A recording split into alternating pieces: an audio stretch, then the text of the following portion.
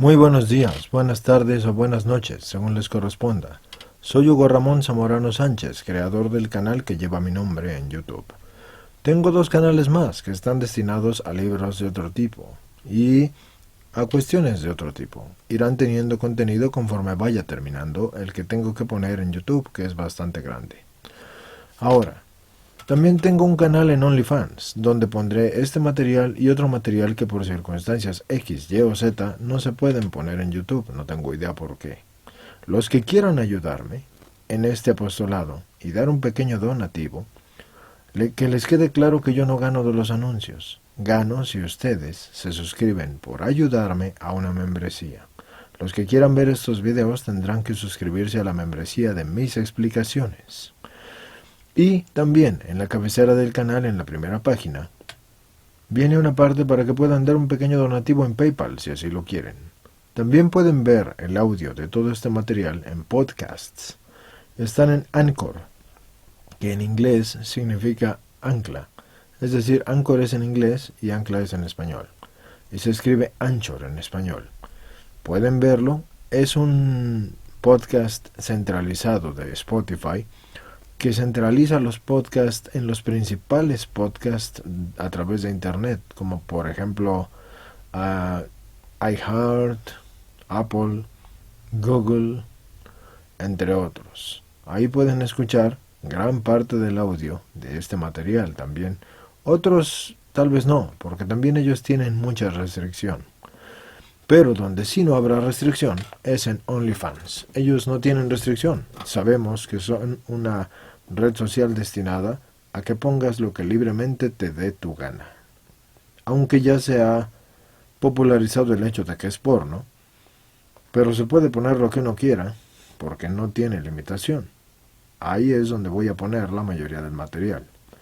Entonces, recuerden que pueden escribirme a mi correo en el apartado de acerca de en el canal, en la parte de correo, viene mi correo. No me manden spam. Se los digo por si tienen preguntas o quieren cooperar con algún libro o quieren enviarme un libro, porque hay personas que a veces les interesa un libro, lo leen, les deja algo significativo y me lo mandan a mi dirección postal para que yo lo haga, o me mandan el PDF para que yo lo haga. Pueden hacerlo, o pueden ustedes también hacer uno y me lo mandan y yo lo subo después de evaluarlo. Eso es importante que lo sepan. La tarea es difundir la palabra de Dios. Los que no puedan ayudar económicamente, difundan la palabra de Dios, difundan el canal, denlo a conocer, cumplan los mandamientos y prediquen con el ejemplo. Santa Hildegarda de Bingen, libro de las causas y remedios de las enfermedades. Traducido de la edición típica de Liber Cauce et Cure y anotado por José María Puyol y Pablo Kurt Retzlag. Hildegardiana, Madrid, a febrero de 2013. Señores, este libro lo escribió, como pueden ver, Santa Hildegarda de Bingen, y ahí vienen todos los remedios que ella solía usar mientras vivía. Era una muy buena médica para su tiempo y curandera. Así que vamos a leer este libro y se va a dividir en 528 capítulos que estipulan la manera en la que ella se dirigió a cada situación determinada que se trata o que ella trató durante el tiempo de su vida. Así que comenzamos. Este índice se divide en 1. La creación, 2. Secreciones internas, funcionamiento y disfunciones, procreación, hombres y mujeres, 3. Los remedios, 4. Más remedios y 5. Señas de vida y muerte y tipología humana. En esas 5 partes está dividido el libro, así que ahora vamos a comenzar con la primera parte, que sería Libro de las causas y remedios de las enfermedades, la creación y su influjo en el ser humano. Punto número 1. Así que comenzamos con esto porque sería el primer capítulo o versículo, como le quieran llamar, porque son capítulos algo cortos. Unos van a ser un poco más largos, pero son relativamente cortos, por eso pueden llamarles versículos, si quieren. Entonces, 1. La creación del mundo. Dios fue antes de la creación del mundo, es, y no tiene principio, y Él mismo fue, y es la luz, el esplendor y la vida. Así pues, Cuando Dios quiso hacer el mundo, lo hizo de la nada, pero la materia del mundo estaba en su propia voluntad.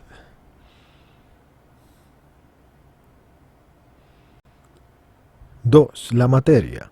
Pues cuando la voluntad de Dios se mostró para dedicarse a su tarea, al punto se produjo la materia del mundo, como un globo oscuro e informe, conforme a su voluntad y de la manera que Dios quiso.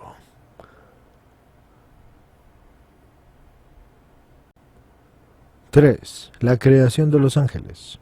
Y sonó la palabra del Padre, hágase la luz. Y la luz se hizo, y los ángeles lucientes, y la luz sin lumbreras, que son los ángeles, se formó, porque dijo, hágase la luz. Pero cuando dijo, háganse las lumbreras, esta es la luz que vemos en el aire. 4. La caída de Lucifer.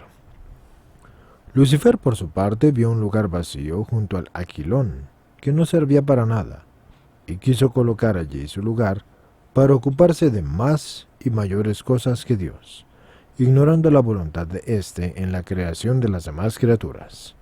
No miró el rostro del Padre, ni supo de su fuerza, ni gustó su bondad, porque antes de percibir estas cosas intentó rebelarse contra Dios. En efecto, Dios aún no la había manifestado, sino que lo había mantenido oculto como hace el hombre fuerte y poderoso que esconde su fortaleza a los otros hombres, que la desconocen hasta el momento en que ve qué es lo que ellos piensan de él, y qué quieren, y qué piensan, o qué empiezan a hacer. Y cuando Lucifer con su voluntad perversa quiso alzarse hacia la nada, ya que nada era lo que quiso hacer, cayó en la nada, y no pudo sostenerse porque debajo de él no había fondo, pues no tuvo cima sobre sí, ni fundamento por debajo que pudiese sostenerlo para no precipitarse.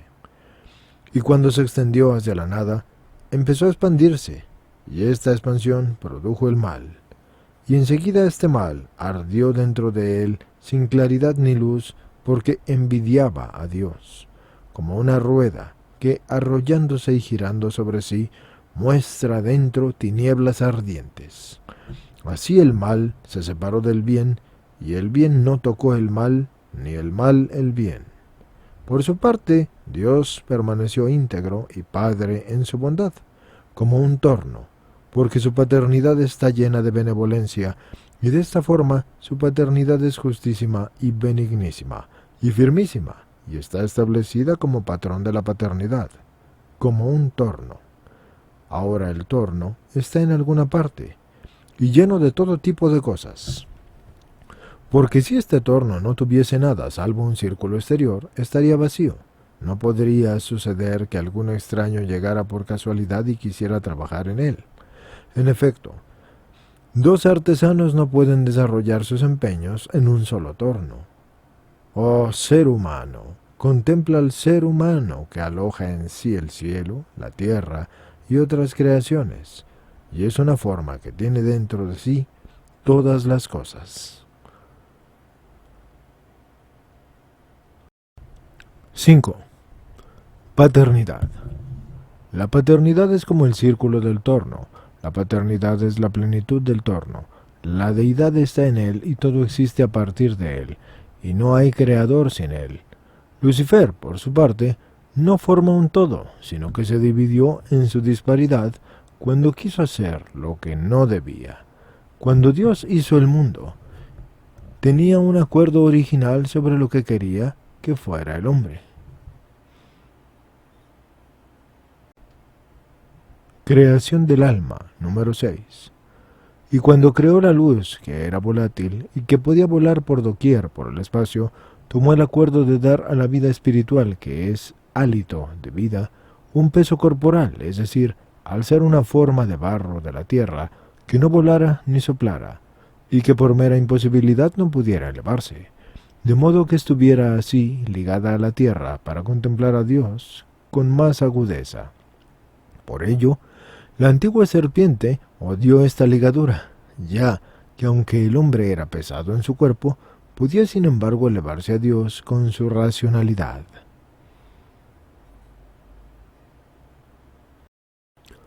7. Elementos y firmamento. Dios hizo los elementos del mundo y estos elementos están en el hombre, y el hombre está trabajando por ellos. Y son el fuego, el aire, la tierra y el agua. Estos 4 elementos están intrincados y unidos entre sí, de suerte que ninguno puede separarse del otro, y así se contienen al mismo tiempo en lo que se llama firmamento. 8. El sol y las estrellas. En lo más alto el sol envía su esplendor y su fuego a través de los elementos. Alrededor del sol hay estrellas de mucha magnitud y claridad, que como montes se extienden por el firmamento hasta la tierra, por lo cual, cuanto más próximas están a la tierra, tanto más brillantes parecen. Pero alrededor del sol hay otras estrellas de menor magnitud y claridad que son como valles en comparación con las estrellas mencionadas antes, y por eso son menos visibles. 9. Tempestad. Cuando el calor es mayor y mayor es la efervescencia del fuego en el éter, el ardor produce a veces una repentina ebullición y una peligrosa inundación de aguas que precipita a la tierra, de donde surgen las tempestades y el romperse de las nubes. Como cuando una olla puesta a fuego intenso entra de repente en ebullición y resuma la espuma, estas tempestades muy frecuentemente ocurren por juicio de Dios a causa de males pasados o a causa de males perpetrados por los hombres, o para manifestar futuros peligros de guerras, de hambre o de muerte repentina, porque todas nuestras obras tocan los elementos y por eso se agitan, porque nuestras obras también se desarrollan con los elementos.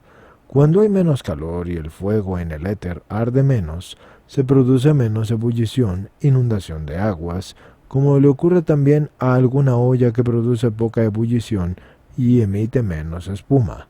Cuando el aire está templado por el fuego y el agua produce una temperatura suave como una olla puesta al fuego lento que calienta suavemente.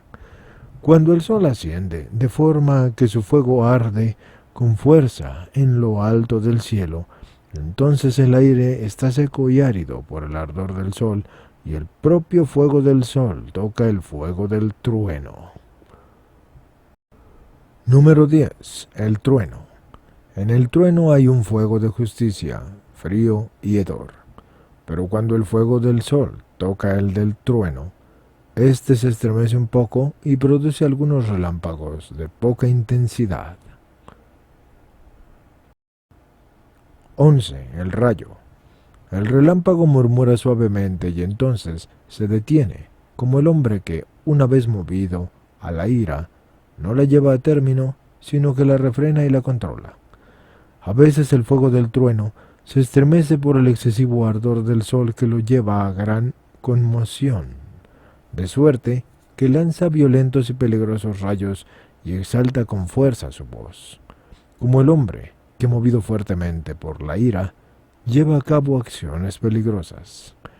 También en ocasiones el fuego superior del trueno, tocado por el fuego del sol, hace que el frío que hay en el trueno se reúna en un solo lugar de la misma manera que el agua se congela en una gota, y aquel frío lleva granizo a las nubes, y las nubes lo reciben, lo dispersan y lo lanzan hacia la tierra.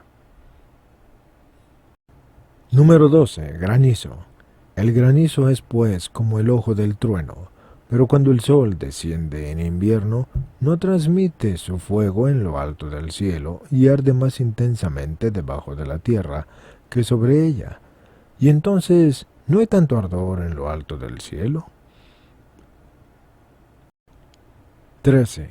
Nieve. Y así las aguas que están en las partes superiores a causa del frío se esparcen como si fueran polvo y producen la nieve. 14. Lluvia. Después, cuando las aguas están templadas gracias al calor, producen la lluvia, y cuando el sol no muestra frío ni excesivo calor, emite una lluvia suave, como el hombre que está feliz y derrama lágrimas de felicidad. 15. Vientos. 4 vientos cardinales se juntan al firmamento debajo del sol y encima del sol, y lo contienen como contienen a todo el orbe, naturalmente, desde la parte inferior del firmamento hasta la parte superior, y lo circundan como con un palio. El viento oriental abraza el aire y esparce un rocío suavísimo sobre las tierras secas. El viento occidental se mezcla con las nubes fluyentes para sostener las aguas y que no se precipiten. El viento austral tiene a su cargo el fuego y lo controla para que no lo incendie todo. Por su parte, el viento septentrional contiene las tinieblas exteriores para que no excedan lo suyo. Estos 4 vientos son alas del poder de Dios que cuando se mueven a la vez mezclarán todos los elementos y se dividirán y golpearán el mar y secarán todas las aguas. 16. Día del juicio. Ahora los vientos están encerrados bajo llave de la majestad de Dios, mientras los elementos mantengan su moderación y no supondrán así peligro alguno para el hombre, salvo al fin de los tiempos, porque entonces todo será purificado, y después los vientos traerán su canto en armonía.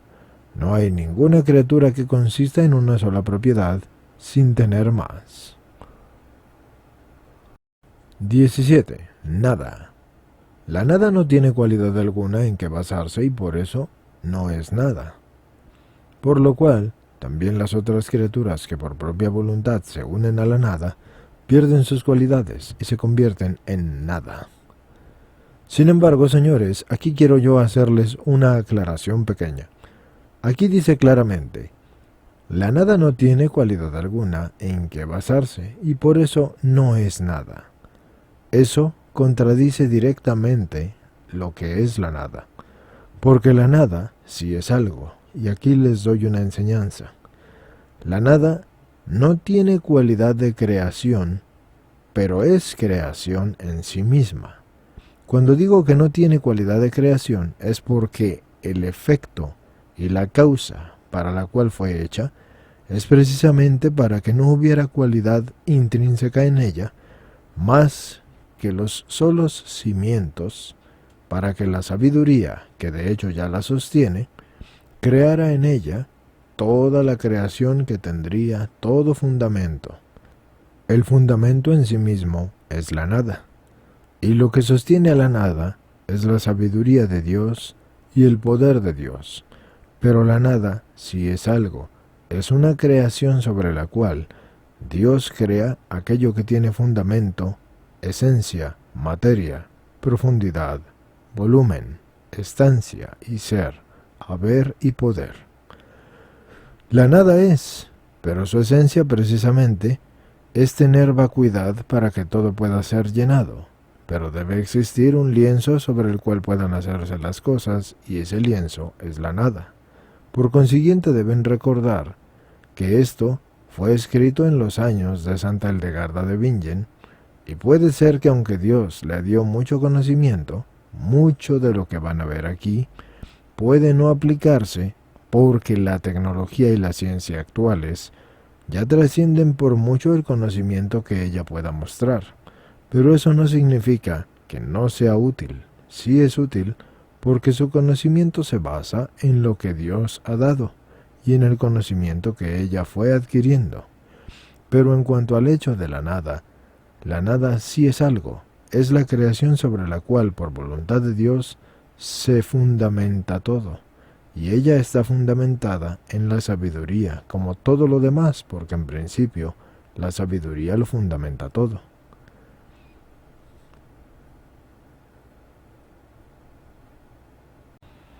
Firmamento y vientos. El firmamento contiene el fuego, el sol, la luna, las estrellas y los vientos, y a través de ellos adquiere consistencia, y gracias a sus cualidades se refuerza para no disiparse. De la misma manera que el alma sujeta todo el cuerpo del hombre, así también los vientos contienen todo el firmamento para que no se deshaga, y son invisibles, como también el alma lo es, porque procede de un designio secreto de Dios. Y lo mismo que una casa no puede estar en pie sin sus piedras angulares o cimientos, Así tampoco el firmamento, ni la tierra, ni el abismo, ni el mundo entero, con todos sus compuestos, existirían sin estos vientos, porque todo esto compuesto y está retenido por ellos. Toda la tierra se escindiría y se rompería si no existieran estos vientos, como también todo el hombre se desharía si no tuviera huesos. El viento principal de oriente retiene toda la región oriental, el viento principal de occidente, toda la región occidental, el viento principal austral, toda la región austral, y el viento principal septentrional, toda la región septentrional.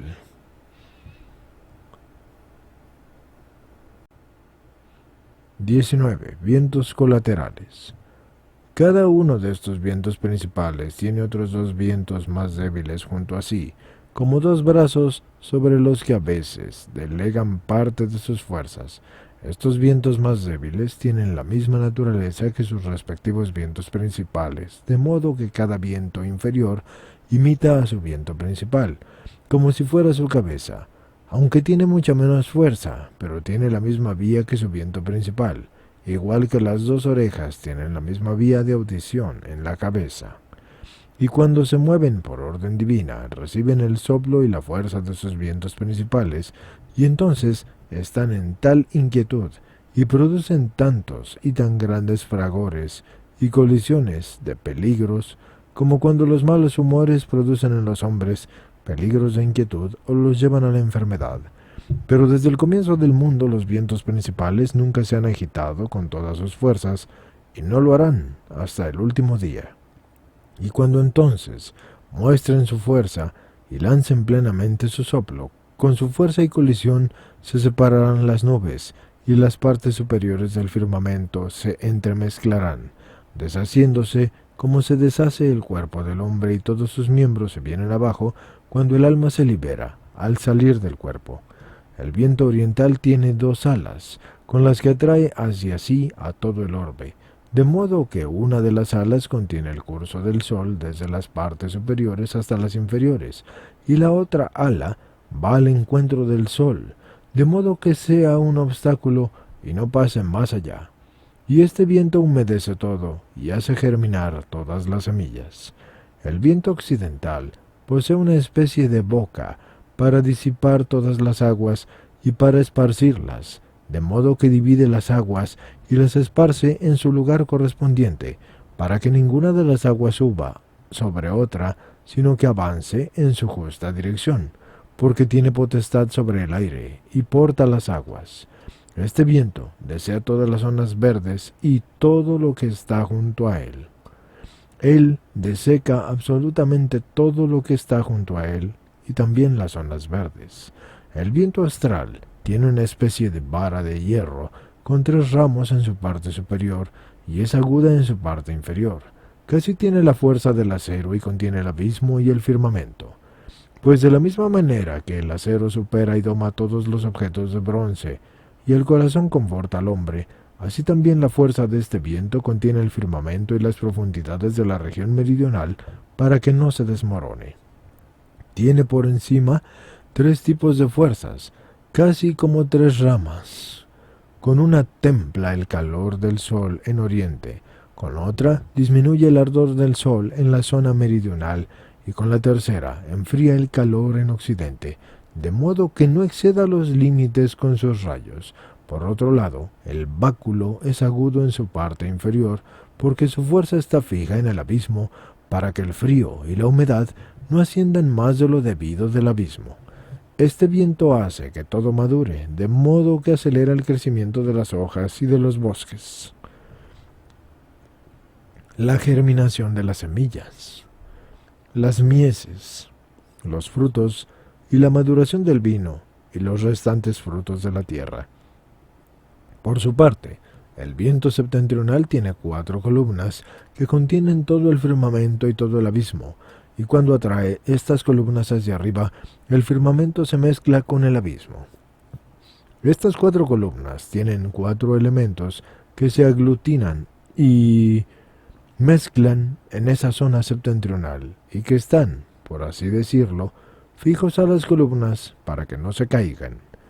el último día, cuando este viento mueva con fuerza sus columnas, el firmamento se doblará como se pliegan las páginas de los libros. Por lo demás, este viento es gélido, atrae frío y con su gelidez todo lo sujeta, y al mismo tiempo lo retiene para que no se deshaga. Como pueden notar, estimados escuchantes, están viendo exactamente lo que ella creía en el tiempo en el que ella vivía. Así que por favor, no prejuzguen este tipo de conocimiento, porque recuerden el tiempo en que vivía San Hildegarda de Bingen. Este libro ha sido puesto para ustedes para que puedan notar el conocimiento que tenía a pesar de los años en los que vivía. Pero conociendo esto, no prejuzguen su conocimiento. 20. El Sol. El Sol, como se ha dicho antes, está colocado en la punta del cielo, y casi en medio del firmamento. Es de fuego y de aire, y contiene con su fuego todo el apoyo y los cimientos del firmamento, y con el aire contiene los astros, las estrellas y las nubes, para que no caigan y se separen, del mismo modo que la tierra sustenta todas las criaturas que sobre ella existen. También el sol fortalece el éter, y en efecto, cuando el sol está fijo en lo alto del firmamento, su fuego se encuentra con el éter, y le sirve como un esclavo. El sol robustece todo el firmamento, y esparce por toda la tierra su esplendor, con el que la tierra produce el verdor y las flores. Entonces los días son largos, porque el sol corre en lo alto del firmamento, y es verano. Cuando el sol desciende hacia la tierra, el frío de la tierra sube a su encuentro desde el agua, y seca todo lo verde. Y puesto que el sol se ha inclinado hasta la tierra, los días son breves, y es invierno. Además, el calor del sol en invierno es mayor debajo de la tierra que encima de la tierra, pues si entonces hiciera tanto frío debajo de la tierra como encima de la tierra, o si en verano hiciera tanto calor debajo de la tierra como encima de la tierra, toda la tierra se desharía por exceso de calor. ¿Cuándo va a llegar el invierno del agua? Así también entonces asciende una tempestad, y la luz del sol se oscurece, por lo que los días serán oscuros. Cuando se acerca el verano, los temporales caen debajo de la tierra, y por lo que los días a menudo son bellos y felices, y porque se acerca el verano. El sol permanece íntegro y entero en su recorrido, y no desfallece y proyecta su luz hacia la luna cuando ésta se acerca a él, como el macho introduce así su semilla en la hembra. Como podrán ustedes notar, estimados escuchantes, este libro va a ser divertido, porque realmente nos enseña cómo esta persona veía que la creación estaba hecha.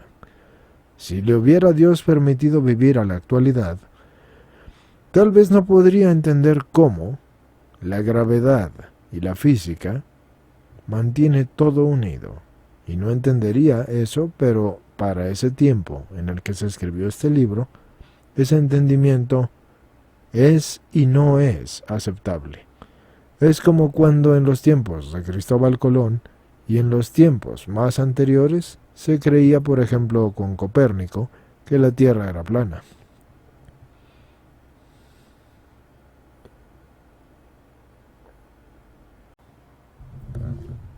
Número 21. La Luna. La Luna es de fuego y de aire, tenue, y está fija en el aire, y en él tiene su habitáculo, y el aire se asienta gracias a ella. Después de que desaparece, va a colocarse bajo el sol, y desde éste se extiende una circunferencia que arrastra a la luna hasta el sol, como el imán atrae al hierro. El sol la enciende, pero el resto de planetas y estrellas y el aire y las demás lumbreras que están cerca de la luna arden junto a ella, y también la ayudan a que se encienda. Y después de que está encendida, crece lentamente hasta su plenitud, como una pira o una casa incendiada que empieza a arder poco a poco, hasta que se incendia por completo. Pues mientras la luna completa su crecimiento, el sol sustenta las partes superiores del firmamento y no lo deja en ningún lugar. El sol lleva consigo el día, porque la parte superior del firmamento es lúcida, y la luna lleva la noche porque la tierra está en tinieblas. Pero después que se completa la luna, igual que le sucede así a la mujer embarazada, emite su luz y la lleva a las estrellas, que así brillan más. 22. El rocío. Entonces, a causa del mismo calor, las estrellas calientan el aire y lo adensan, y el aire calentado emite sobre la tierra su sudor, que es el rocío, y la fecunda, por lo cual la tierra genera sus frutos cuando se le ha derramado el rocío. Así, mientras la luna mengua porque pasa su luz a las estrellas, y mientras crece encendida por el sol hasta alcanzar su plenitud, las estrellas esparcen poco a poco la luz y el calor que recibieron de la luna para calentar y reconfortar el aire que derrama desde arriba su sudor para fecundar la tierra, de suerte que cuando la luna está llena de nuevo, las estrellas se han vaciado para recibir otra vez la luz y el calor. Y cuando la luna está vacía, las estrellas están llenas para confortar el aire y la tierra. Y cuando las estrellas desfallecen, la luna se completa de nuevo.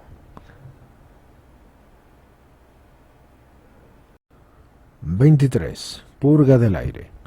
Cuando las estrellas aparecen en la noche, a veces se ven como que vuelan en el aire, esferas de fuego, como saetas de fuego. Y es que las estrellas envían su calor al aire para confortarlo y que su calor fructifique.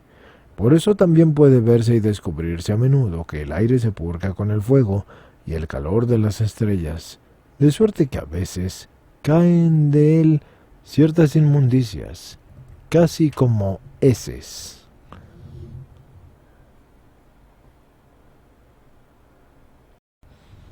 (24) Filamentos del aire.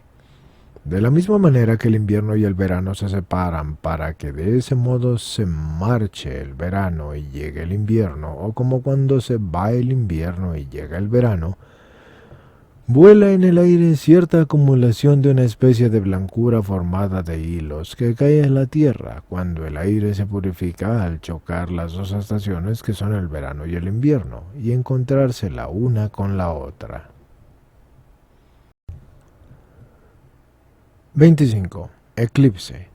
En ocasiones se ve un eclipse de la luna, que es que los elementos y las tempestades chocan entre sí, como si tuvieran un conflicto entre ellos. Pero la luna entonces no se extingue ni desaparece, sino que las tempestades la oscurecen durante un tiempo. Tanta es la fuerza de la luna, que supera esas tempestades y de nuevo emite su esplendor, porque la fuerza de la luna es mayor que la fuerza de esas tempestades.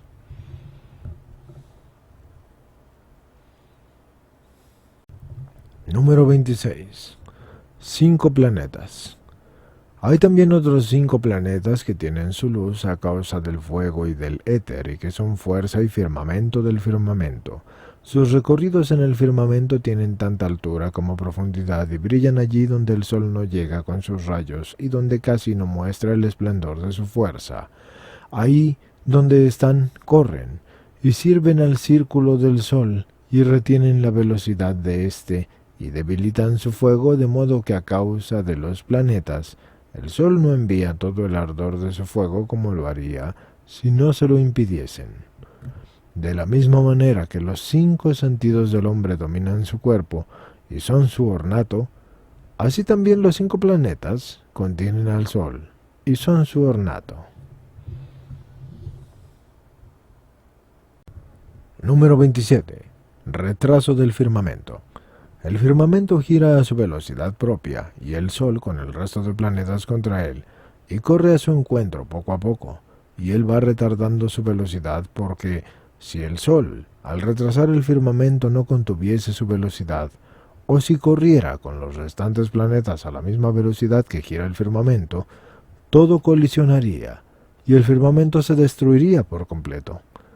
Pues si el firmamento estuviera inmóvil y no girara, entonces el sol estaría sobre la tierra, sin noche a lo largo de casi todo el verano, y estaría bajo la tierra sin día durante casi todo el invierno. Sin embargo, el firmamento gira mientras que se encuentra con el sol y el sol con el firmamento, y así se hace sólido y estable más rápidamente con el calor del sol, mientras que recorre el firmamento, así lo atraviesa con su fuego y lo esparce sobre él.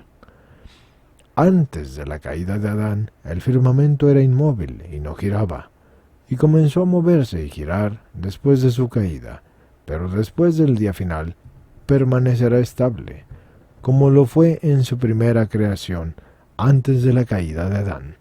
Ahora también gira para tomar fuerza y consistencia a partir del sol también la luna y las estrellas, ya que si permaneciera inmóvil, al instante se disolvería y de hecho se derramaría. Por eso también, al girar, purifica los elementos. Y esa purga se convierte a veces en lo que son las nubes negras, que son llenas de agua y que vemos, como cuando se pone el agua en una olla junto al fuego, que al hervir por el calor, tira la espuma y se purga.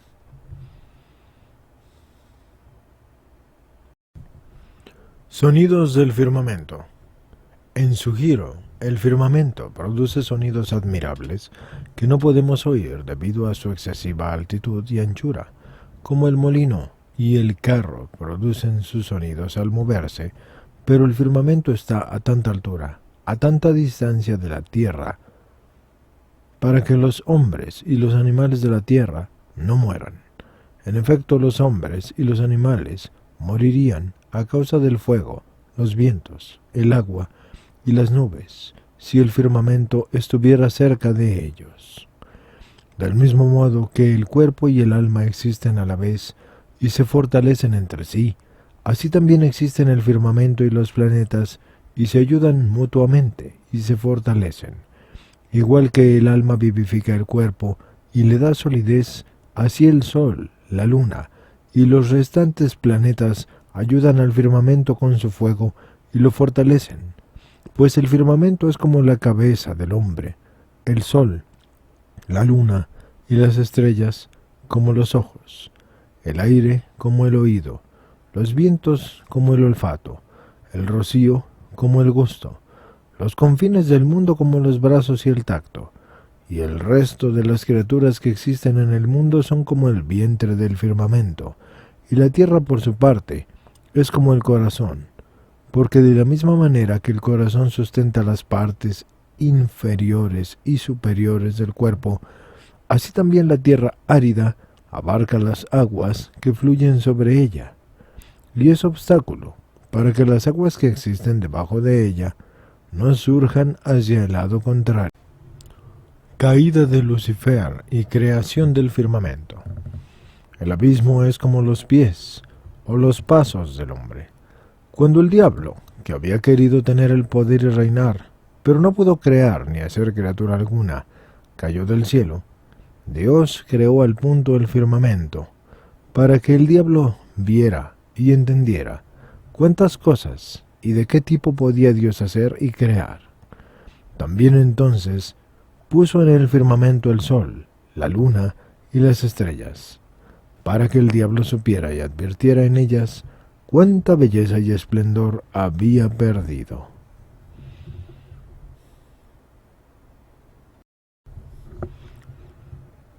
Número 30. Las estrellas. Las estrellas no son todas del mismo tamaño ni del mismo brillo.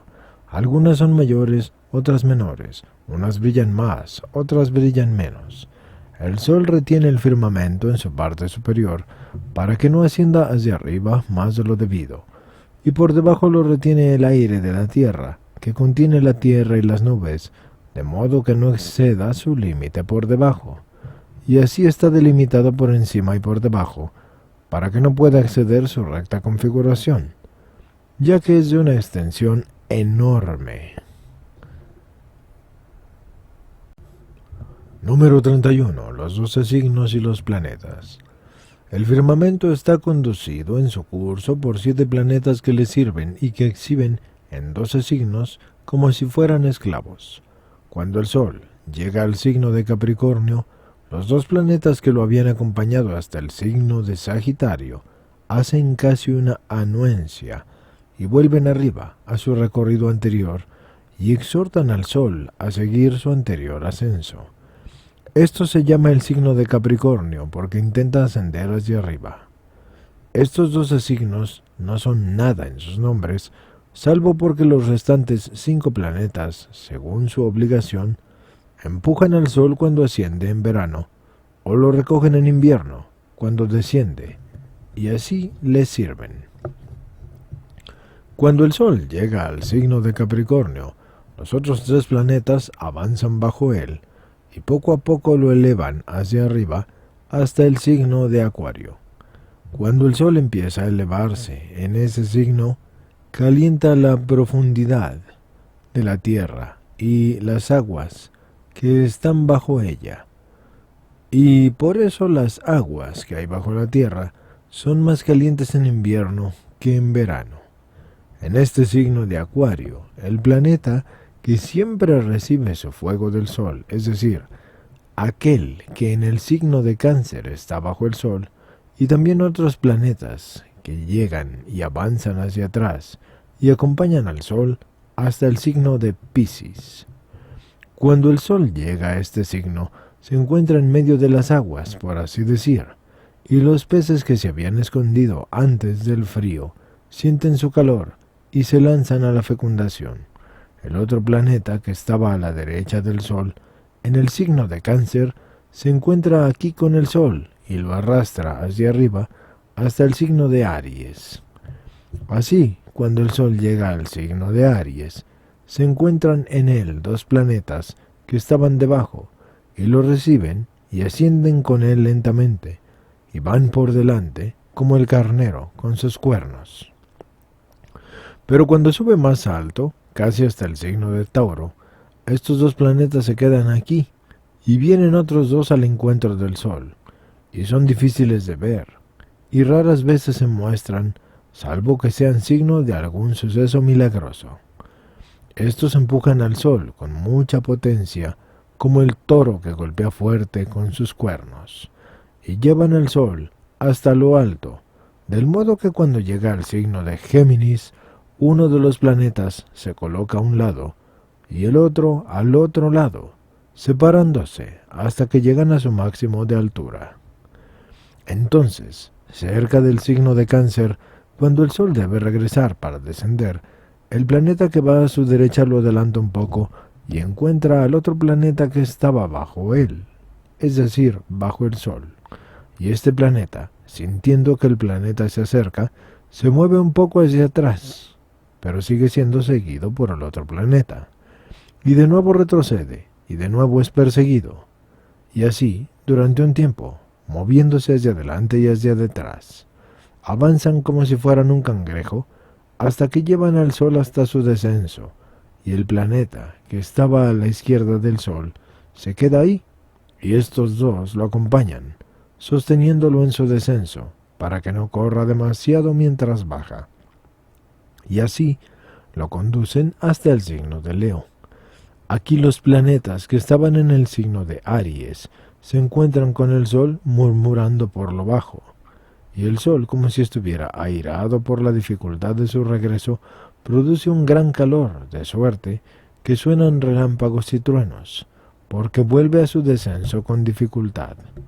Cuando llega al signo de Virgo, se encuentra con los 2 planetas que le habían ido al encuentro en el signo de Tauro. Entonces avanza con más ternura y suavidad, porque su calor y su crudeza se mitigan, mientras que la Tierra ya no produce ningún fruto, sino que casi disfruta de los que ya están maduros. Y estos 2 planetas avanzan con el Sol hasta el signo de Libra, donde la aridez y el verdor están como en una balanza, ya que la aridez se aproxima y el verdor se retira. Y aquí, cada uno de los planetas se coloca a cada lado del Sol, separándose como hicieron en el signo de Géminis, y conduciendo al Sol hasta el signo de Escorpio. Ahí se queda uno de los 2, pero se encuentra con el Sol otro planeta, aquel que estaba por debajo en el signo de Cáncer. y también el planeta que se encontró aquí con él, y que avanzaba hacia adelante y hacia atrás, permanece todavía con el Sol, y así se mueven los dos con él. En el signo de Escorpio, todos los reptiles buscan los escondrijos en donde poder pasar el invierno. Los mencionados dos planetas avanzan con el Sol hasta el signo de Sagitario, y allí se quedan. En el signo de Sagitario, ningún planeta se desplaza con el Sol como antes se movían con él, sino que le permiten que avance por sí mismo con suavidad y cuidado, porque ya está en su descenso inferior como la barca que baja por el río y a veces se deja llevar suavemente tras levantar los remos y sin utilizarlos durante algún tiempo. Y ya que el Sol está descendiendo, su calor se nota sobre todo bajo la Tierra y en las aguas de las tierras remotas. Además, los dos planetas que acompañan al Sol hasta el signo de Sagitario se levantan entonces hacia las nubes, y con su ardor calientan el aire más de lo habitual, porque de no ser así, todo lo que existe en la Tierra perecería, y de esta manera están al servicio del Sol hasta el signo de Capricornio, donde los mismos planetas impulsan y ayudan al Sol para que ascienda hasta el recorrido anterior, como ya se explicó antes. El Sol, como el gorro del firmamento, está presente en todo el firmamento y es visible a la tierra y a las aguas, y distribuye su calor, pero no a todos del mismo modo. En efecto, es muy intenso en la mitad de la tierra, donde la tierra es muy fuerte a causa del Sol. Y todo en esta parte, tanto en los frutos como en los animales, es más fuerte que en las otras zonas. Así, cuando el Sol se esparce por tierras lejanas en el descenso hacia estas regiones, la tierra y los frutos de la tierra y los animales que están allí son más débiles que en el ecuador de la tierra, pues el vino necesita mucho calor y crece con calor, y es fuerte en la tierra donde hace mucho calor del Sol. El trigo también necesita el calor y el frío, y allí donde hay calor del Sol y también frío, abunda el trigo.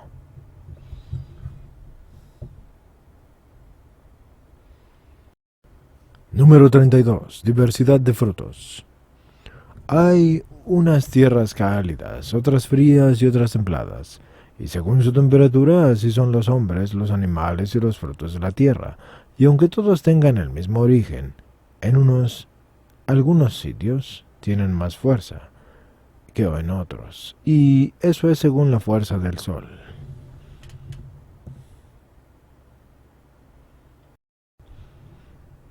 Número 33. Firmeza del firmamento. El firmamento está también delimitado por las estrellas para que no se expanda, como el hombre está sustentado por sus venas para que no se disloque a cabeza, tampoco para que se desmiembre. Del mismo modo que las venas recorren todo su cuerpo y lo hacen completamente, como lo dije antes, de pies a cabeza, así no se disloca. Y así también las estrellas recorren todo el firmamento, lo mismo que la sangre que se mueve en las venas, y que hace que las venas se muevan y suban y palpiten, y así también el fuego que resplandece en las estrellas y hace que se muevan y que emitan determinadas centellas y saltos y lanzamientos. Y así las estrellas comunes que hacen entre sí como revueltas según sean las obras de los hombres, pero los planetas no se mueven así siempre, de distinta manera, sino que lo hacen según reciben del Sol y de la Luna, y para que aparte designen los signos mayores. Desde el lugar en que está colocada una estrella, recorre hacia arriba todo el firmamento, de la misma manera que una vena que sube desde el pie hasta la cabeza del hombre. Las estrellas aportan calor y esplendor, y todo el firmamento, como las venas que atraviesan el hígado del hombre y le proporcionan sangre y calor. Y así están puestas por todo el firmamento, tanto en el que vemos de día como en el que distinguimos de noche. Las estrellas quedan tapadas por el mayor brillo del Sol que trae el día, de modo que no pueden verse de día, porque el resplandor del Sol es mayor que el suyo. Igual que cuando se nombran los príncipes, enmudecen los plebeyos, pero cuando los príncipes retroceden, los plebeyos avanzan. En otro caso, las estrellas se verían tanto de día como de noche. Número 34. Significado de las estrellas. Muchas veces las estrellas muestran numerosos signos según los hombres se comporten en sus obras, pero estos signos no muestran el futuro ni los pensamientos de los hombres, sino solamente lo que el hombre hace con voluntad ostensible, de voz o de obra, porque el aire recibe esas sensaciones, y éste se lo transmite a las estrellas, que al punto muestran las obras de los hombres. Dios creó las estrellas al servicio de los hombres, para que les dieran luz y les sirvieran de ayuda, y por eso dan cuenta de sus acciones como el esclavo que hace patente la voluntad y la obra de su amo. Y lo mismo que el alma en el cuerpo del hombre primero luce y después se lanza al trabajo, así también las estrellas refulgen en el firmamento y muestran las obras de los hombres cuando el hombre ya está en proceso de ejecutarlas. 35. Signos de los planetas. Pero el Sol, la Luna y el resto de los planetas no siempre muestran las acciones de los hombres, sino rara vez, y cuando muestran algo se trata de un asunto de gran envergadura y de la cosa pública, pero el planeta mayor, al que le llaman el Ojo, y el que está más cercano por encima de la Luna, al que le llaman el Pobre, están colocados en lo profundo del firmamento, como dos clavos, y no son visibles a los hombres, salvo a veces, cuando las nubes son débiles, que aparece en las nubes un fulgor procedente de aquellos, cuando presagian que algo va a suceder. A veces se muestran algunos signos en el Sol. Esto ocurre porque estos dos planetas se acercan al Sol y producen esos signos en él cuando algún hecho milagroso va a producirse. Pero estos planetas no aparecerán del todo, ni se podrán tampoco ver por completo, sino antes del día del juicio. Entonces derramarán su mayor esplendor desde lo más alto hasta la tierra, y a través de ellos los hombres sabios entenderán que se acerca el día del juicio. El planeta al que le llaman la pupila, que está detrás del mayor, mostró y produjo el diluvio. Este planeta no se ve como una estrella, sino que dispara una especie de flechas y a veces tiene un brillo pálido como queriendo mostrar algo. El planeta que está detrás del segundo y que le llaman el rico, mostró que Cristo lucharía contra el diablo, pero ahora no se le ve como una estrella, sino que se le ve con un brillo en el cielo y da cuenta de milagros futuros. Cuando el sol muestra muerte o un cambio de color fuera de lo normal, presagia que algo importante va a ocurrir en el mundo. Número 36. La aurora. Que el sol tenga un color rojizo cuando surge por la mañana se debe al frío y a la humedad del aire, ya que la humedad y el frío que hay entonces infieren rojez en los ojos de los hombres. Del mismo modo por la tarde, cuando enrojece al atardecer, se debe al frío del aire, ya que el sol desciende hacia el océano. El lucero de la tarde al que le llaman el compañero es una especie de amigo íntimo y secreto del sol. Templa el cereal y el vino, y unas veces más, y otras veces menos.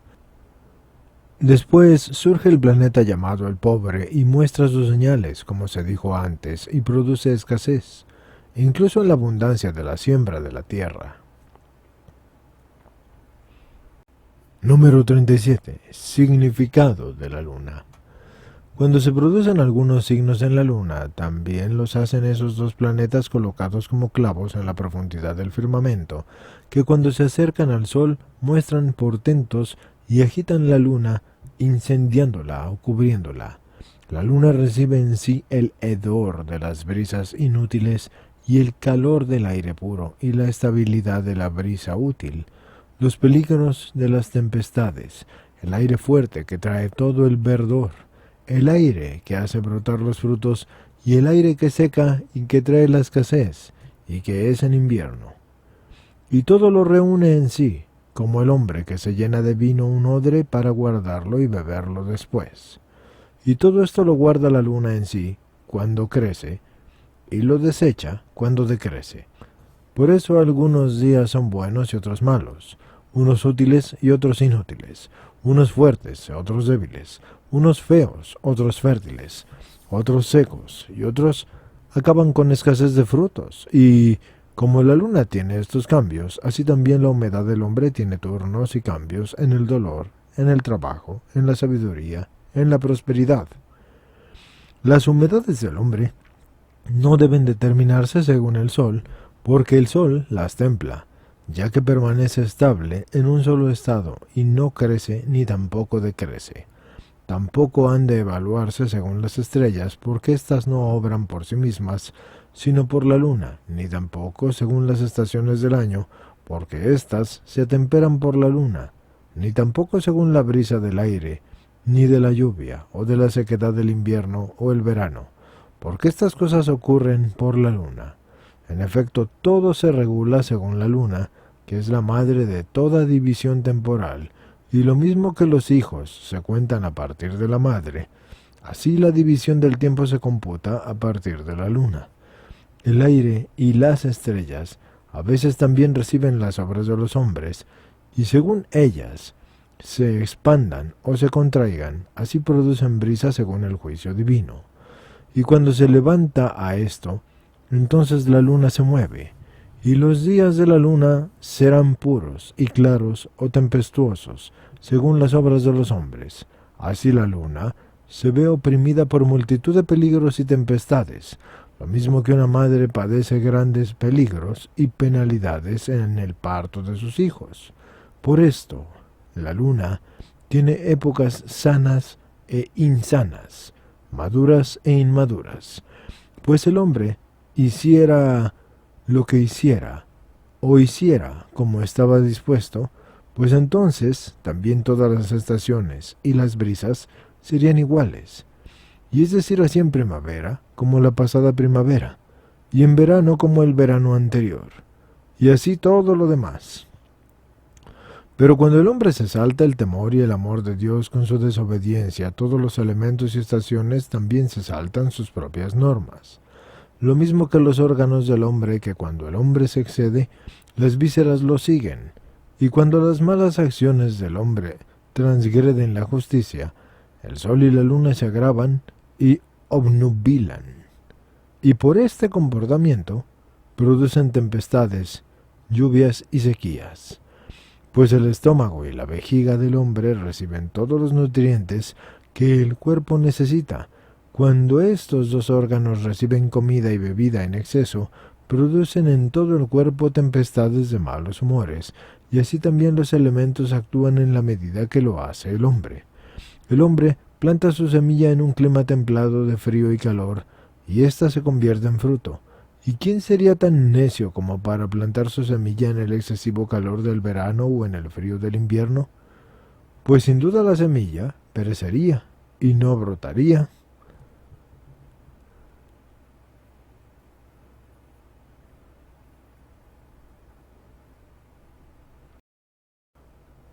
Tiempo de procrear. Así a los hombres les ocurre que no tienen en cuenta el tiempo oportuno de su edad ni el tiempo de la luna. Quieren procrear siempre según su voluntad y por eso los que nacen padecen muchos dolores corporales. Sin embargo, por muy defectuoso que sea su cuerpo, Dios recoge por sí todos sus tesoros, y por eso el hombre debe de inspeccionar la época de madurez de su cuerpo y buscar las fases correctas de la luna con el mismo afán con el que ofrece sus oraciones puras, de suerte que procree su prole en el momento en que sus hijos no perezcan por sus defectos, y no le pase como a aquel hombre que es voraz y que se excede en la comida y que no busca el momento correcto para comer, sino que debe ser como el que asigna momentos adecuados a la comida sin caer en la voracidad. Así debe ser el hombre, y debe buscar el momento para la procreación. Que el hombre no se acerque a la mujer mientras ésta es una niña, sino cuando ya sea una jovencita, porque entonces está madura, y que antes que le salga la barba, no toque mujer, ya que cuando el hombre tiene barba, es cuando está maduro para producir su prole. Pues el hombre que es un voraz y libertino se convierte a menudo en un leproso y retorcido.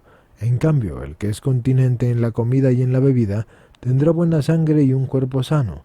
Así también, quien satisface siempre su deseo en la libido y en lo superfluo de su cuerpo, cuando le llegue el momento de la procreación va a perder su semen, porque ya se lo gastó.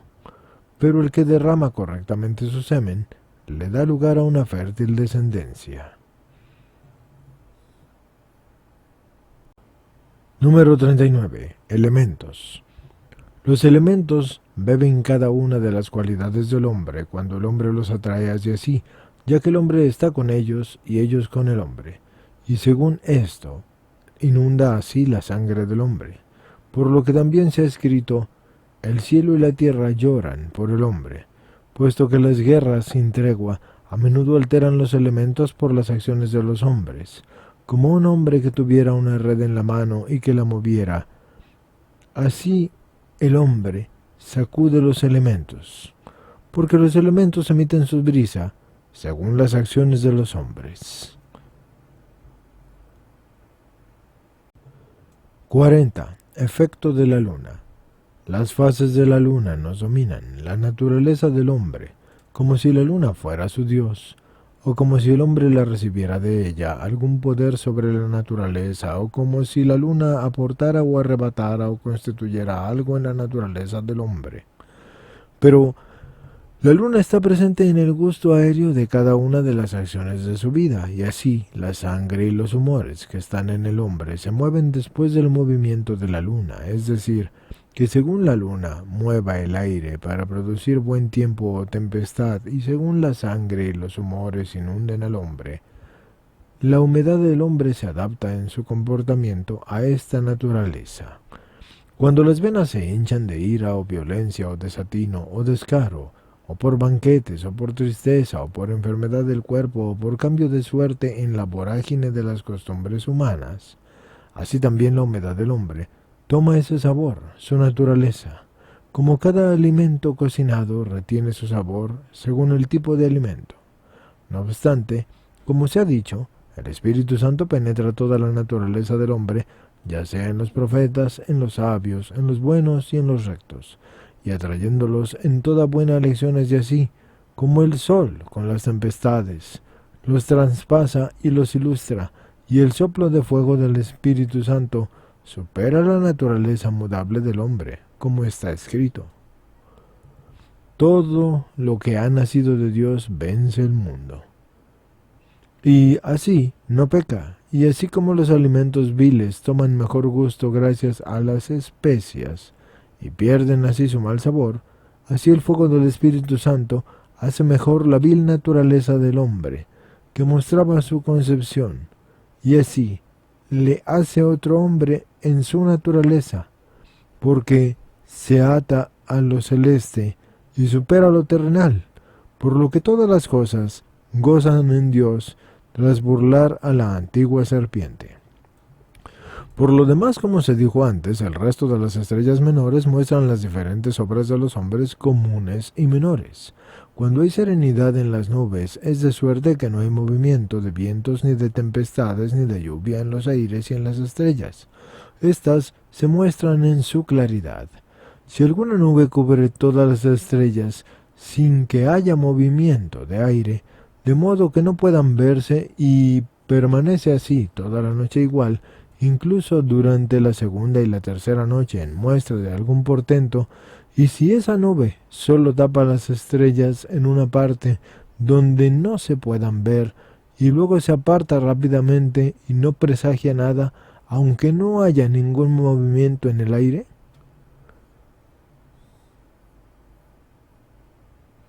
Número 41. Los planetas por su naturaleza no significan nada.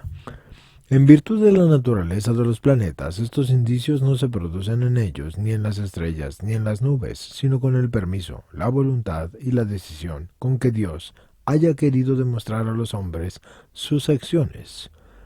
Como una moneda muestra la efigie de su dueño.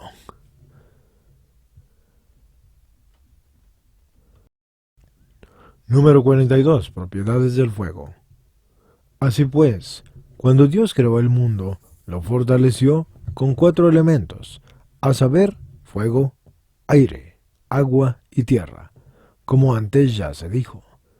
El fuego que está en lo alto del firmamento y en los elementos tiene 5 propiedades: ardor, gelidez, humedad, aire y movimiento. Del mismo modo que el hombre consta de 5 sentidos, el fuego arde, pero la gelidez le impide que su ardor se extienda por encima de lo debido. El agua le aporta humedad para encender su soplo, y se enciende con el aire, y el movimiento así también lo empuja para que luzca su llama.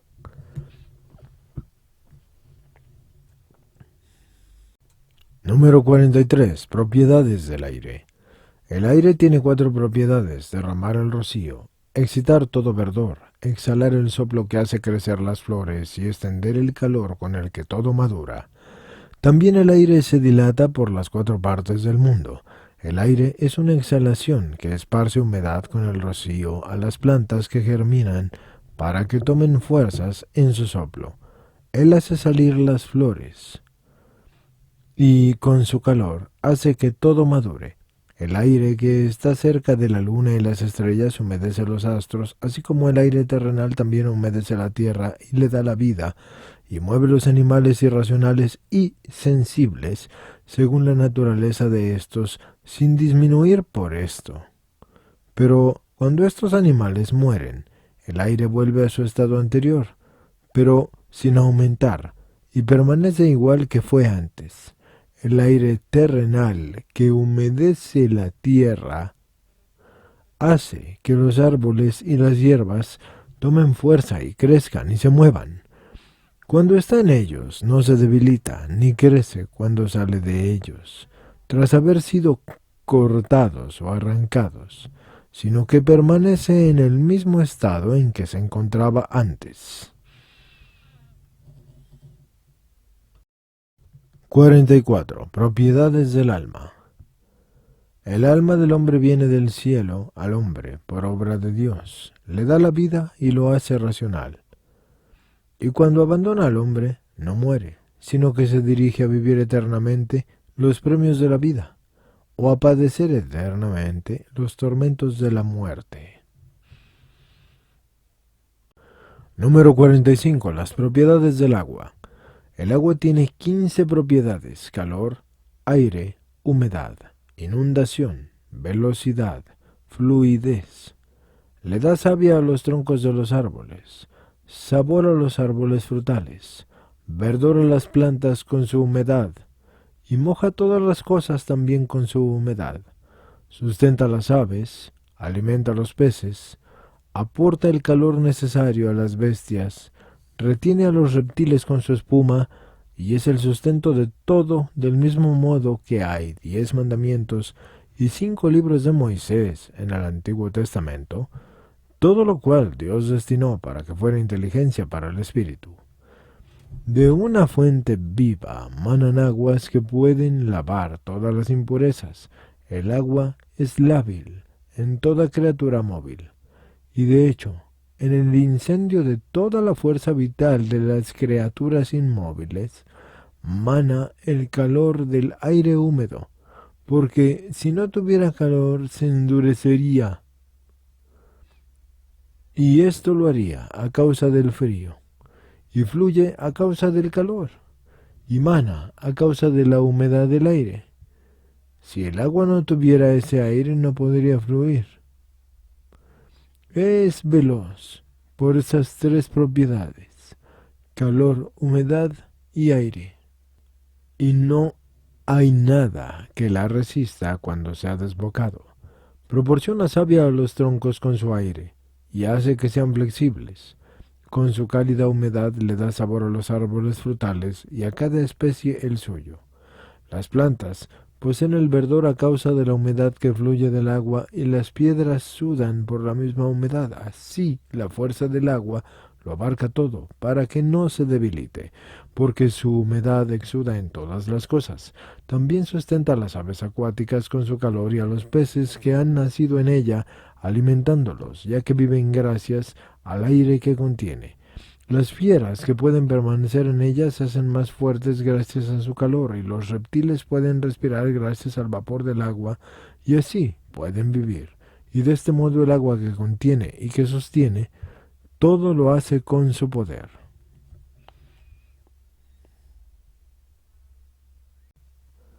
Número 46. La materia y la vivificación de las criaturas. Cuando al principio sonó la palabra de Dios, el conjunto de las criaturas existía sin fuego y estaba frío.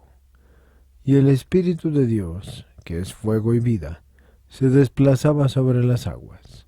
Este Espíritu inspiró a cada criatura la vida, según las especies, y las encendió, insuflándole su fuego, de modo que cada criatura tuviera vida y fuego, según su especie. El verdor es la fuerza vital, y es la obra de la palabra, pero no habría ningún verdor de no haberle contenido el calor y el fuego, y cada criatura se desolaría y dividiría, y perecería, desconsolada, si su espíritu no estuviera fortalecido con el fundamento de una vida ígnea. 47. Inestabilidad del agua. Del mismo modo que el Espíritu del Señor es fuego y vida, y le dio el ser y la vida a todas las criaturas, así el agua es lábil, porque congrega y retiene y fortalece a otras criaturas, y es resbaladiza y frágil. Vivifica muchas cosas, pero también mortifica a otras.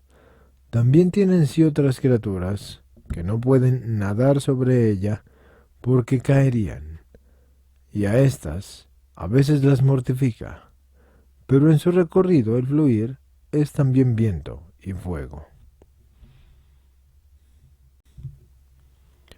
48. Sol y sus aguas.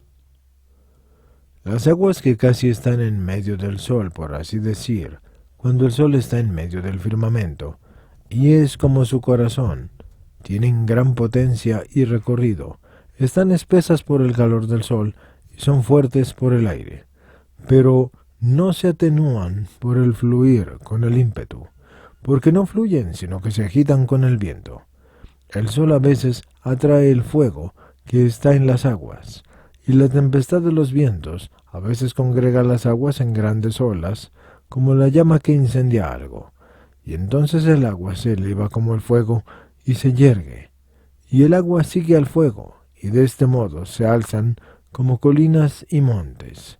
Después, cuando cesan y se calman, derraman su semilla, que es la sal hecha de fuego, y agua del mismo modo, así.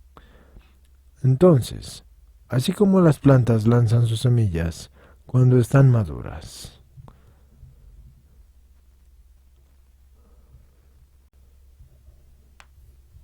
Número 49. La sal. La sal está seca por el fuego, pero tiene el gusto de la humedad del agua. Número 50. Variedad de las aguas. Las corrientes que fluyen de las grandes aguas, es decir, del mar, y de las fuentes que surgen de estas corrientes, son saladas y tienen más fuego y más propiedades que las demás aguas, lo mismo que el corazón tiene más fuerza que el resto del cuerpo. Esto sucede porque los grandes ríos de los que emanan tienen más fuerza que el resto de los ríos, ya que fluyen sobre la arena sana puesta desde el principio, y no sobre la que crearon o levantaron con su curso. El agua es casi como el cuerpo líquido de la tierra, y la tierra casi como el corazón del agua, ya que el agua la empapa y la rodea, como el cuerpo también encierra así el corazón y lo protege. La tierra sustenta el agua, y lo mismo que el corazón sustenta el cuerpo.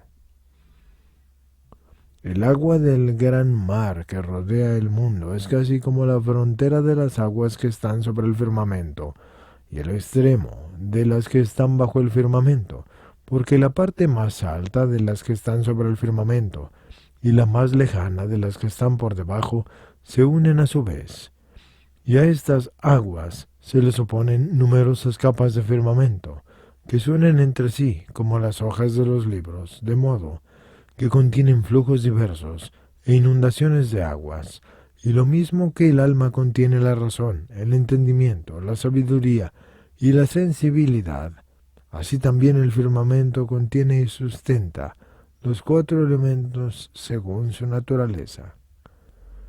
Y estas aguas permanecen en su curso incesante, tal como las pusieron, y riegan su escudo, es decir, la tierra, mientras que derraman y esparcen agua. Así que a veces se esparcen sobre la tierra, y otras veces se alzan sobre ella, y de nuevo caen en forma de lluvia. Y de ese modo, agua, vientos y aire dan firmeza al escudo terrestre para que no se disuelva y no caiga. La arena del mar, que al principio estaba puesta a oriente, se ve tocada en ocasiones por los incansables soplos de la tierra, y por eso hay especias y otras medicinas en esta arena. Si el hombre pudiera tenerlas, no se vería afectado por ninguna enfermedad, porque si algunas piedras de esta arena llegaran a salir a la luz, y el hombre pudiera tenerlas, huirían de él todas las enfermedades, las pestes y las impurezas.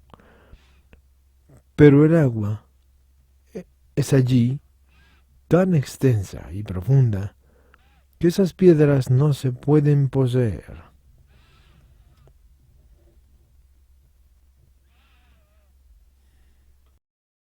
Número 51. El flujo del mar.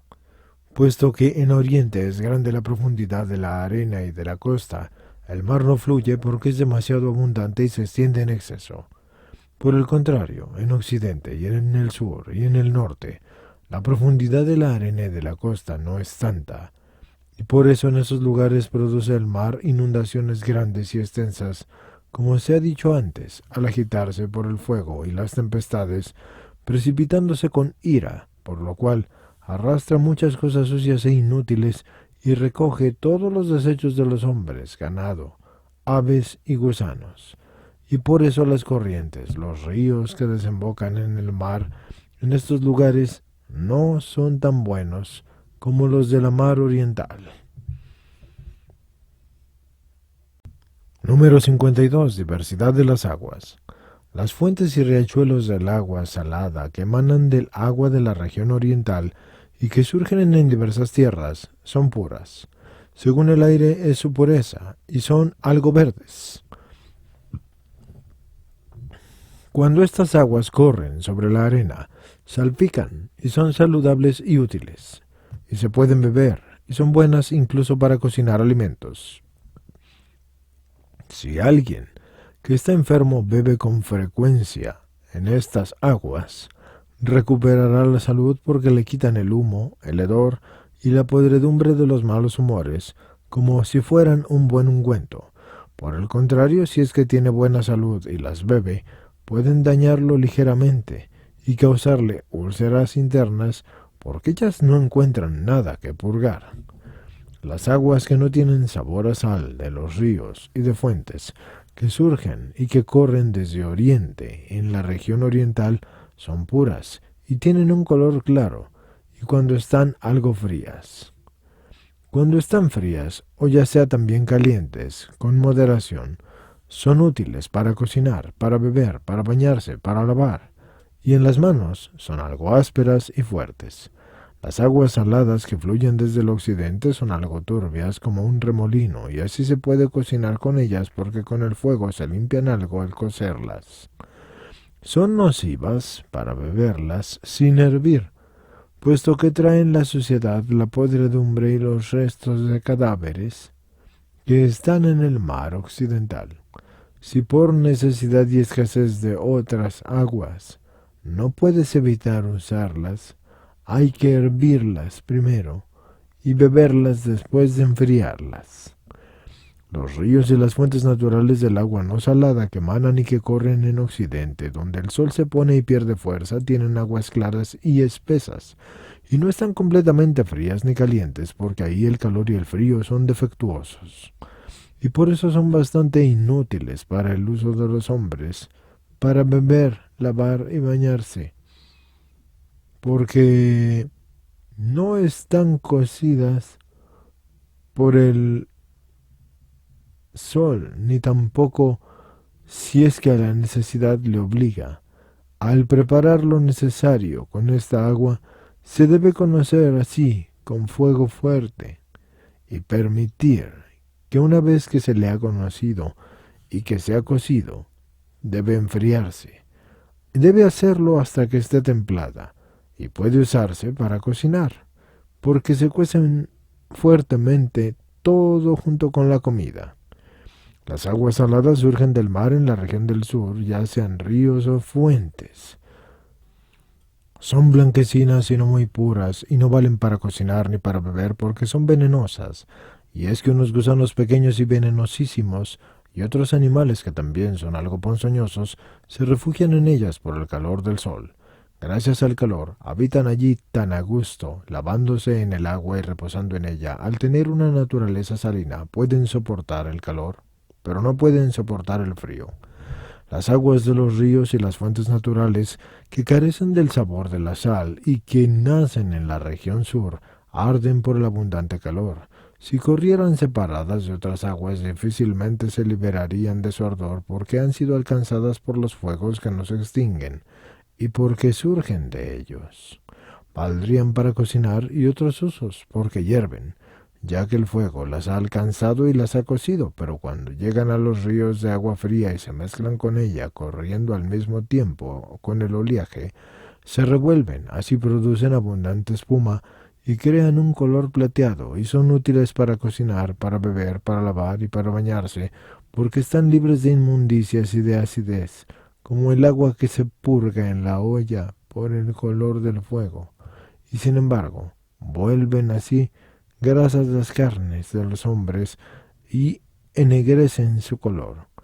Las aguas señaladas que nacen y fluyen junto a Oriente desde la región septentrional son nocivas y producen fácilmente enfermedades a los hombres y al ganado, porque la calidad de la sal allí no es saludable, porque en aquella región existe una alternancia de frío y de calor, y por eso no sirven para comer ni para beber, y apenas pueden tomarse para otros usos.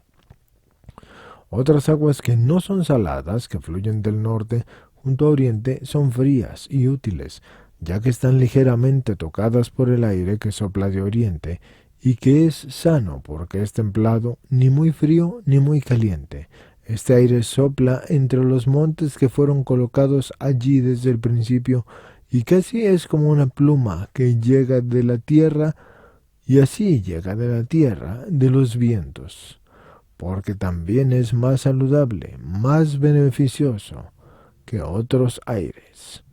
Y de las aguas, aquí nacen y surgen pequeños ríos y fuentes que son en apariencia puros, pero son algunos turbios y el sabor de su agua es distinto, por lo que a veces saben a vino o tienen otro sabor. Esta agua en ocasiones inhibe la hidropesia y refrena la parálisis, si la beben quienes padecen estos males.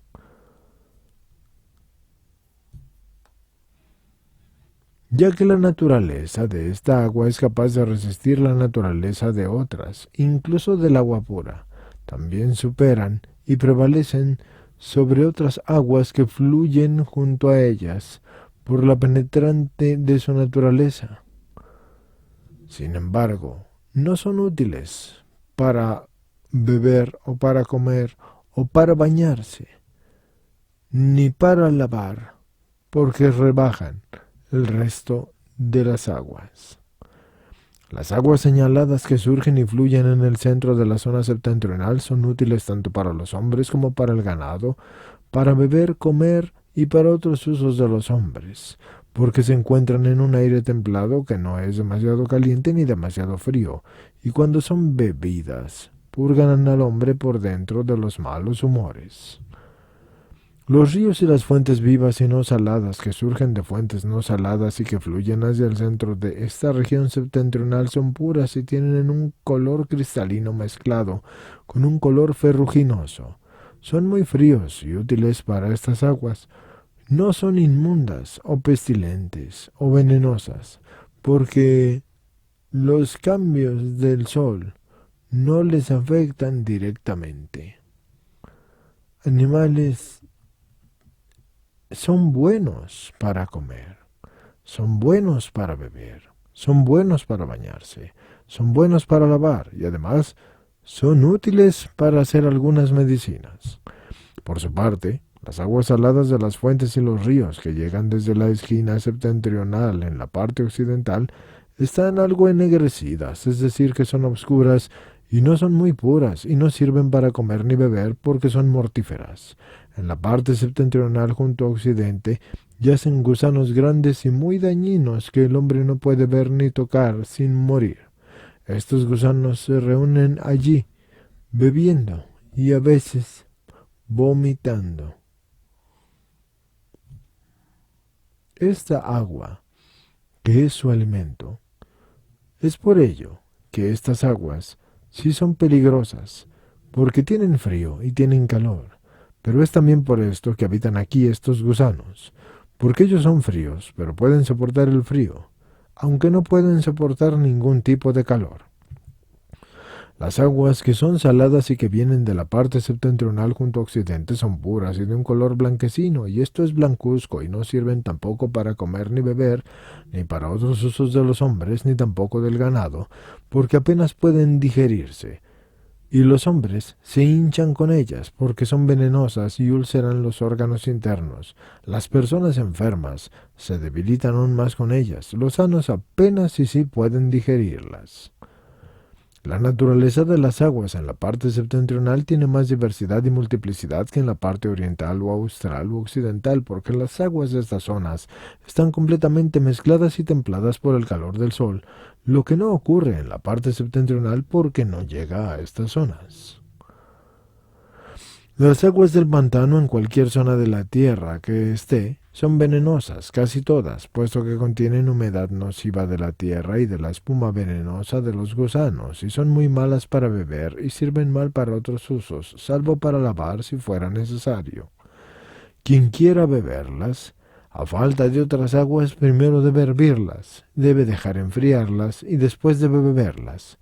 El pan, los alimentos y la cerveza que se cocinan con esta agua se pueden tomar, porque están purgados con el fuego. Las aguas de pozos y de fuentes que fluyen desde los pantanos son algo mejores que las del propio pantano porque se limpian de ciertas inmundicias. Esas aguas se pueden soportar, pero tampoco son ni muy provechosas ni muy buenas. Todas las aguas que son nocivas en su origen, cuando nacen, se vuelven tanto más salubres, y cuanto más lejos, así corren, ya que en su prolongado recorrido pierden todo aquello que era venenoso y nocivo, y continúan, y así continuando, contienen sus continuas vueltas. Ellas desechan y purgan. El agua de los pozos han sido excavados en la tierra muy profundamente. Al estar quieta y no tener movimiento fluido es mejor y más suave para comer y beber, y de más usos que el agua de las fuentes corrientes que fluyen. En comparación, entonces, con una fuente de agua corriente que es como un suave ungüento, ya que como no fluye se templa continuamente, entonces debe tenerse la suavidad del aire. Así pues, el agua que sale de las fuentes es áspera y con su aspereza resiste los alimentos, de modo que apenas pueden ablandarse y cocinarse en el fuego. Pero al estar purgada y limpia tiene poca espuma, por eso limpia menos los alimentos y los alimentos se limpian menos con ella que con otras aguas. En efecto, el agua de los manantiales es más ligera y pura que el agua de los ríos, porque se limpia con la tierra, con la arena y con las piedras, cuando mana y fluye, y así se hace pura. Y es beneficiosa para beber porque está limpia, y también es áspera, y se le asocia un poco con el vino por su fuerza, pero no sirve para comer ni para lavarse los ojos por su dureza. Las aguas de los ríos que fluyen sobre la tierra son densas porque están entremezcladas con el sol y el aire. Son algo espumosas y no son saludables para beber porque se mezclan con las distintas cualidades del aire y de los elementos y por tanto se infectan con humo o vamos a decir vapor y nieblas que descienden de algunos montes que son inestables y a veces también con aire contaminado por penas. Por eso son malas para beber y perjudican a los hombres, salvo que se hiervan primero para purgarse de la mala espuma y se las deje enfriar para beberlas en caso de necesidad. Por necesidad también sirven para cocinar alimentos, porque en la cocción se purgan y entonces se vuelven más finas y saben mejor.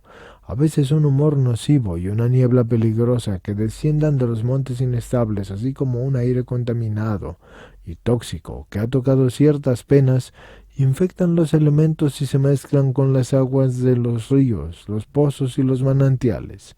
La consecuencia es que aparece en ellos un veneno pésimo, que es casi una peste mortífera. Si los hombres o el resto de los animales beben, entonces esta agua les va a causar la muerte y les deformará los miembros o los debilitará. Por eso no hay que beberlas si no están cocidas, porque la espuma de la cocción les saca su veneno.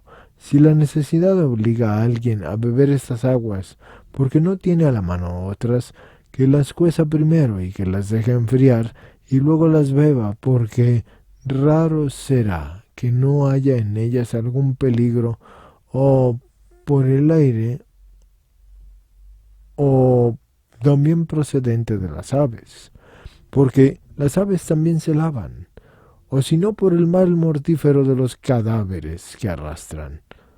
Y por eso es necesario que no se utilicen para nada con un ser humano, sin antes haber sido cocidas.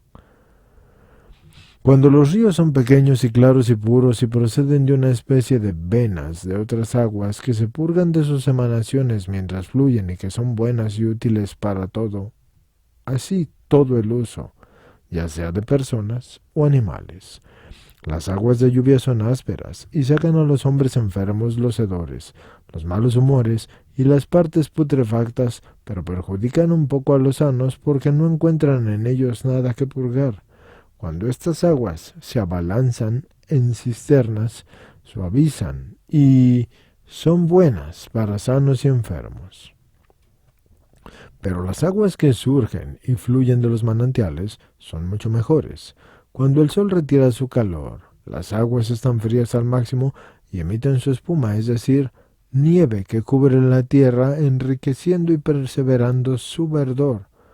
Y eso no perjudica los frutos de la tierra. El agua de la nieve es inútil para el uso del hombre y es también ligera y sucia.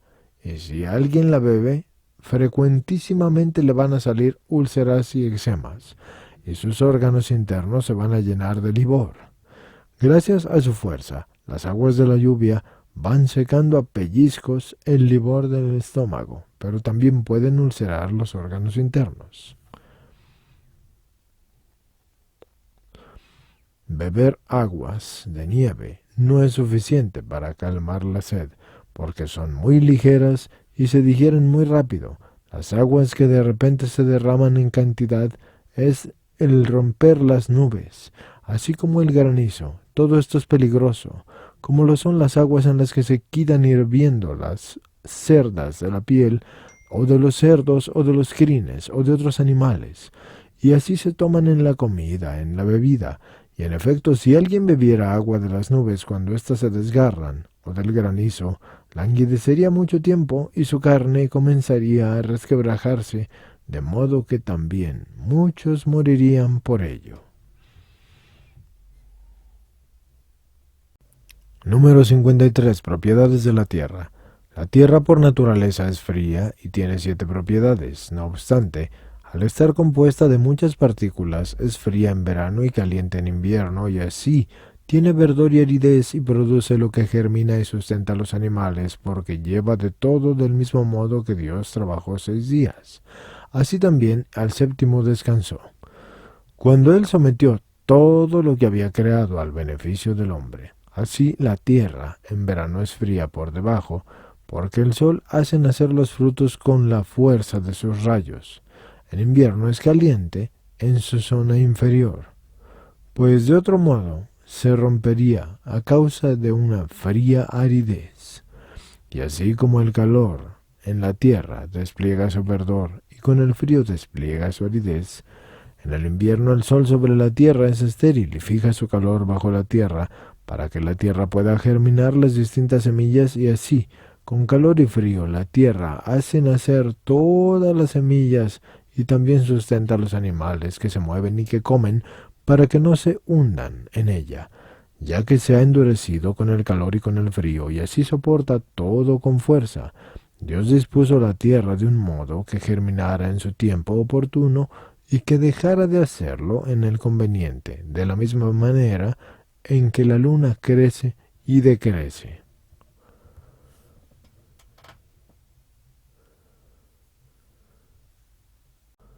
Número 54. Germinación de los árboles, el trigo y el vino. Los árboles que se encuentran en la región oriental y se riegan con aguas orientales crecen bien y producen buen fruto en sus distintas variedades que tienen buen sabor, pero no duran mucho. Allí los cereales son pequeños y no suelen crecer mucho porque la tierra es algo húmeda. Para que la tierra pueda crear abundancia de cereales debe de estar algo seca, ya que el frío excesivo perjudica más el cereal que el calor, porque el cereal es bastante seco. Las viñas de Oriente producen mucho vino y de buena calidad. Las plantas de los jardines y otras plantas que en la parte oriental están regadas crecen junto a las aguas y corren de oriente y son fuertes. Tienen buen olor y sirven para la medicina. Como también son buenas para cocinar, pero rara vez crecen en ellas gusanos y se las comen. Rara vez, porque ellas están bien templadas en el frío y el calor. De lo que huyen son los gusanos los que huyen de esto, porque ellos mismos son una humedad hedionda, así como la oruga y los gusanos son similares, porque crecen de la espuma de aire.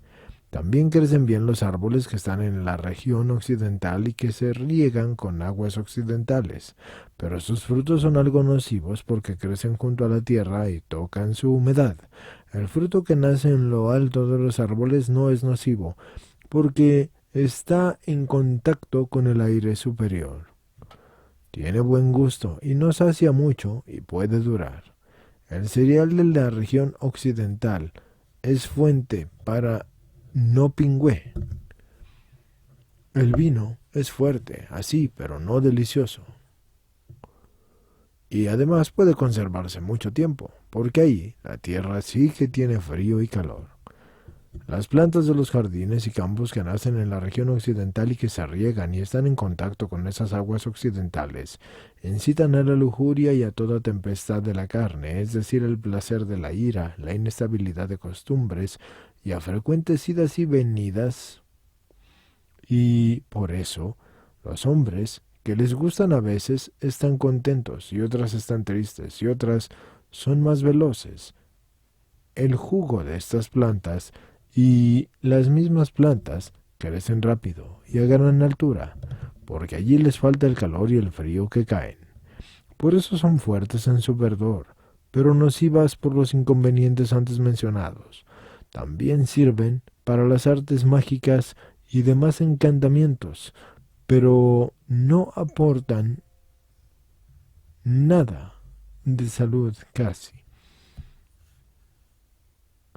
Así pues, ya que no aportan mucha salud a los cuerpos de los hombres, porque en aquel lugar desaparece el día y aparte llega la noche, ya que cuando el rey, es decir, Jesús, estuvo en su majestad, ahí clamaba la maldad, y quiso cubrir al sumo rey con sus tinieblas, pero se estorbaban ella y su ejército.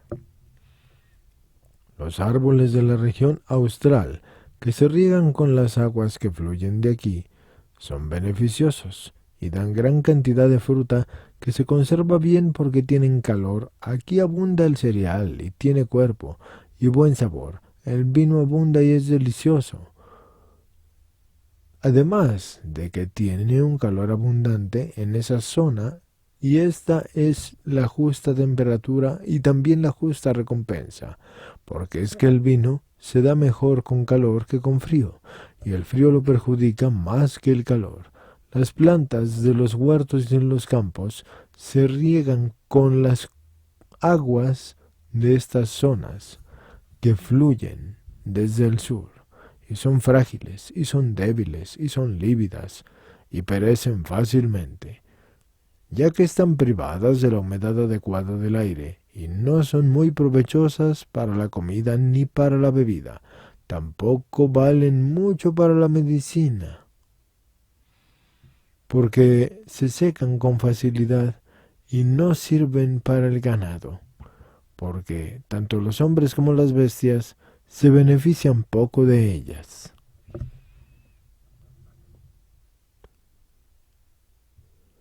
Los árboles en la zona septentrional que se riegan con aquellas aguas perecen, y lo hacen con facilidad, y su fruto de manzanas y otros que son parecidos no van a aprovecharte bien, porque el frío los va a vulnerar. También el cereal se consigue allí con dificultad, y por eso es escaso, y está mezclado así por menudo con cizaña y con malas hierbas, y sin embargo es bastante fuerte. El vino allí se da con moderación y es fuerte, algo amargo y poco dulce, y parece allí que el sol no lo templa. Las plantas de los huertos y de los jardines que están regadas con aguas del norte no son pingües y no sirven de mucho para la medicina, aunque no perjudiquen a las personas sanas, sí que van a agravar a los enfermos, porque no crecen ni con el debido calor, ni con la debida humedad, sino que crecen con frío y por eso no son muy provechosas ni tampoco son muy fértiles. Número 55. La lluvia. La lluvia que cae sobre la tierra de repente y en gran cantidad es nociva y perjudica los frutos de la tierra porque alberga ciertos livores, pero la lluvia moderada es útil porque riega la tierra y la hace dar frutos, ya que es suave y está pura y limpia para sus objetivos de fertilidad.